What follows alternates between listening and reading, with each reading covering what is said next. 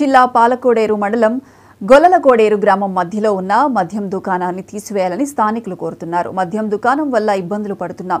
ఈ దారిలో వెళ్లాలంటే భయమేస్తోంది. చదువుకునే పిల్లలు, రొయ్యల కంపెనీలో పనిచేసే ఆడపిల్లలు అటువైపుగా వెళ్లాలంటే భయంగా ఉంది. ఊరికి దూరంగా మద్యం దుకాణాన్ని మార్చాలని పలుమార్లు అధికారులకు తెలిపినా స్పందించడం లేదని గొల్లల కోడేరు ప్రజలు వాపోతున్నారు.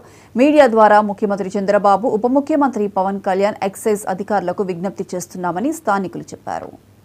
గవర్నమెంట్ వారికి మా నమస్కారాలు. ఎక్సైజ్ సీఏ గారికి, కలెక్టర్ గారికి, ఎమ్మెల్యే గారికి, ఎస్ఐ గారికి, డిఎస్పీ గారికి అందరికీ మా నమస్కారములు. మాది గొల్లలకోడేరు గ్రామం, పాలకోడేరు మండలం.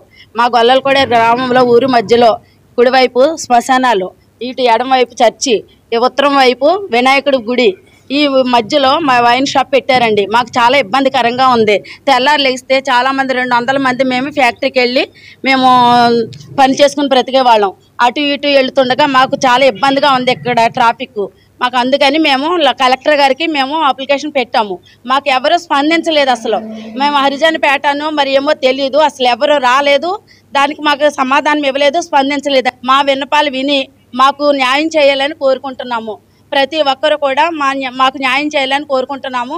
గవర్నమెంట్ వారికి, మా గౌరవనీయులైన ముఖ్యమంత్రి గారికి, ఉప ముఖ్యమంత్రి పవన్ కళ్యాణ్ గారికి, ఆల్రెడీ అలాగే మన కలెక్టర్ గారికి, డిఎస్పీ గారికి, ఎస్ఐ గారికి, ఎక్స్చేంజ్ సిఏ గారికి అందరికీ మా విన్నపం వినిపిస్తున్నామండి.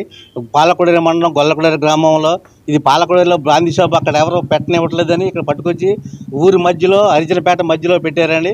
అది మాకు శ్మశానానికి, ఇటు మంచినీళ్ళ చెరువుకి, ఇటు స్కూల్కి, ఫ్యాక్టరీకి మా పిల్లలు దగ్గర 200 మంది 300 మంది వెళ్తూ ఉంటారు, వస్తూ ఉంటారు.